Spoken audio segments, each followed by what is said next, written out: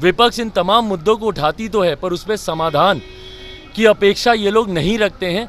ये सोच गलत है। आज कांग्रेस के लोग जो बढ़ चढ़कर इनका साथ दे रहे हैं, इन्हीं कांग्रेस के नेताओं के खिलाफ वो पर्ची लेकर घूमते थे कि ये भ्रष्टाचारी हैं। आज लालू जी के साथ हैं। लालू जी का विरोध करने की वजह से ही इनका उदय हुआ था।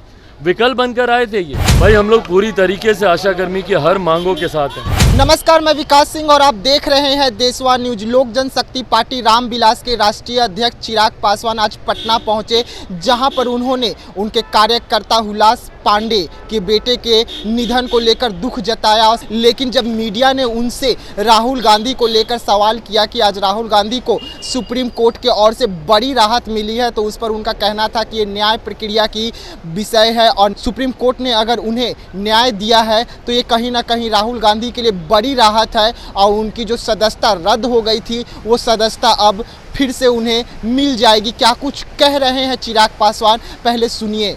पर आज आने का विशेषता कारण ही यही रहा कि जिस तरीके से हुलास जी के परिवार में ये घटना घटी, अभी वहीं पर हम लोग जाएंगे उनके परिवार से मुलाकात करने। घाट पर शायद इस वक्त लेकर गए हैं तो हम लोग वहाँ पर जाएंगे।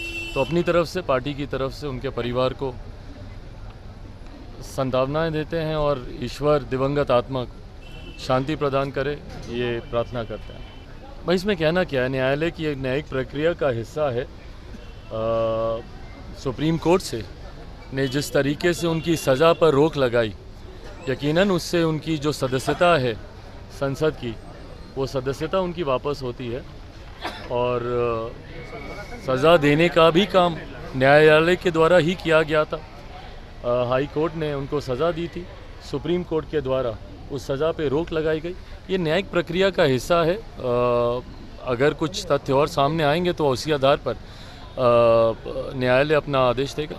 भाई षड्यंत्र के तहत फंसाना राजनीतिक मापदंडों में तो समझ में आता है कि आरोप प्रत्यारोप आप लगा सकते हैं, बट जहाँ पे जुडिशरी इन्वॉल्व है उसमें इन बातों का उल्लेख करना कहीं ना कहीं आप जुडिशल सिस्टम पे आप उंगली उठाते हैं, जो कि कहीं से भी उचित नहीं है। न्यायालय पे हम सबका भरोसा है और बड़े से बड़े विवादित मसलों पर हम लोगों ने न्यायालय पे ही विश्वास किया है कि जो उनका वर्डिक्ट आएगा उसका हम लोग सम्मान करेंगे। तो ऐसे में जब आप आरोप लगाते हैं कि कोई षड्यंत्र रचा गया, ये कहीं ना कहीं न्यायालय को, जुडिशरी को गलत दिशा में दिखाता है। ये गलत है। उस वक्त भी जिस तरीके से तथ्य सामने आए, हाई कोर्ट के द्वारा ये आदेश दिए गए, सुप्रीम कोर्ट ने उस पर रोक लगाई, उस वक्त भी हम लोगों ने फैसले का सम्मान किया था। आज भी हम लोग फैसले का सम्मान करते हैं। भाई आप अपनी बातों को रखें, उसमें कहीं किसी को एतराज़ नहीं है और सदन का पटल ही इस बात के लिए। और हम लोग तो चाहते हैं भाई कि सदन में जितनी ज़्यादा बहस हो उतना अच्छा है। मणिपुर के विषय को लेकर भी हम लोग एक लंबे समय से हम लोग चाहते थे कि बहस हो, पर वो प्राथमिकता विपक्षी दलों के लिए कभी रही नहीं।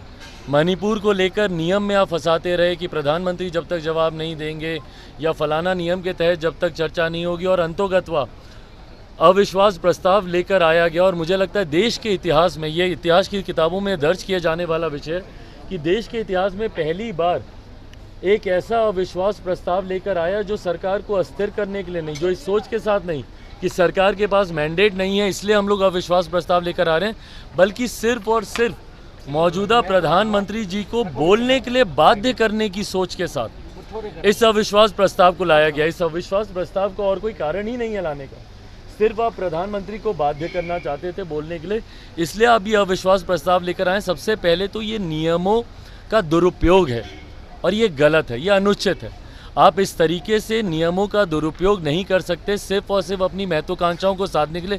क्योंकि प्रधानमंत्री जी को बाध्य करना था, आप इस नियम को लेकर आए। बट बहरहाल जब ये नियम आ गया उसके बाद सदन को नहीं चलने देना, जब इस बात को चेयर ने स्वीकार कर लिया, 8 तारीख से उस पर चर्चा होनी है, 10 तारीख को प्रधानमंत्री जी जवाब भी देंगे, उसके बाद जब आप सदन को नहीं चलने देते हैं, ये विपक्ष की मानसिकता को दर्शाता है कि सिर्फ राजनीति करने के उद्देश्य के साथ विपक्ष इन तमाम मुद्दों को उठाती तो है पर उस पर समाधान की अपेक्षा ये लोग नहीं रखते हैं।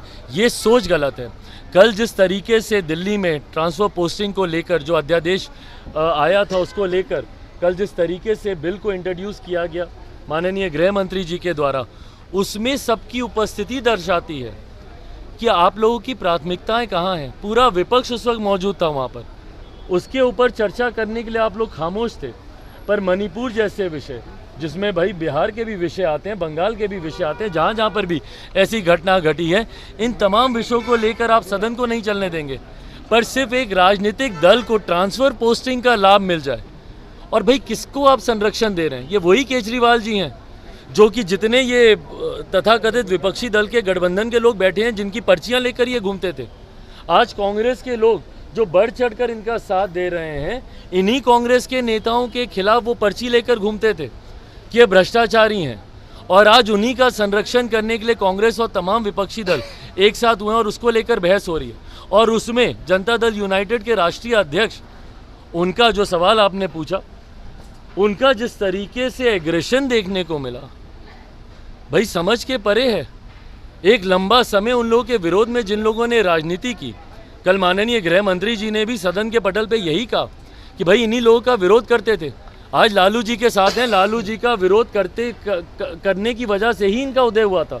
विकल्प बनकर आए थे ये राष्ट्रीय जनता दल का, और उस वक्त के जंगल राज का, जिसको जंगल राज नाम देने का काम नीतीश कुमार जी ने किया।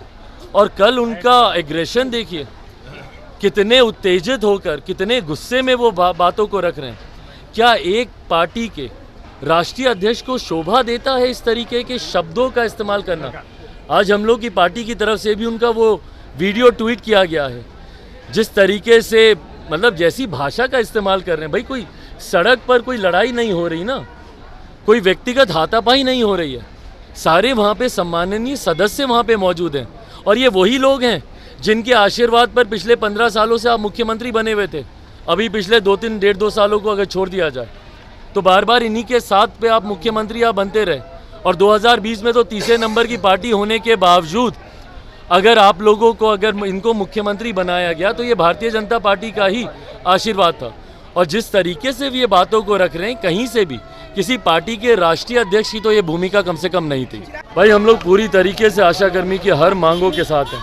हर मंच पर हम लोगों ने उनकी समर्थन में उनकी मांगों को हम लोगों ने उठाने का काम किया। जहां तक संभव पड़ेगा उनके हक अधिकारों की लड़ाई लोक जनशक्ति पार्टी रामविलास मजबूती से लड़ेगी। जी हाँ, सुना आपने कि किस तरीके से चिराग पासवान राहुल गांधी को लेकर भी बड़ा बयान देते हुए नजर आ रहे हैं और साफ तौर पे कह रहे हैं कि अब उनका संसद का जो सदस्यता है वो उन्हें वापस मिलनी चाहिए, क्योंकि सुप्रीम कोर्ट ने उन्हें बड़ी राहत दी है। उसके बाद में जब मीडिया ने उनसे कहा कि आंगनबाड़ी सेविका का जिस तरीके से धरना प्रदर्शन बिहार में देखने को मिल रहा है, तो उस पर उन्होंने कहा कि हमारे पूरे एनडीए आंगनबाड़ी सेविका के साथ है और तमाम उनके मुद्दे को लेकर हम चिंतित हैं और बिहार सरकार से निवेदन करते हैं कि उनका जल्द से जल्द तमाम मुद्दे को मान ली जाए। फिलहाल देशवा न्यूज़ में इतना ही। देश दुनिया की तमाम खबरों के लिए बने रहिएगा देशवा न्यूज़ में। तब तक के लिए मुझे दीजिए इजाज़त। धन्यवाद।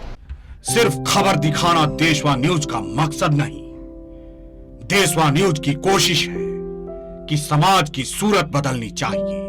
देशवा न्यूज पर वीडियो देखने के लिए लाइक करें, सब्सक्राइब करें, साथ ही बेल आइकन दबाना न भूलें।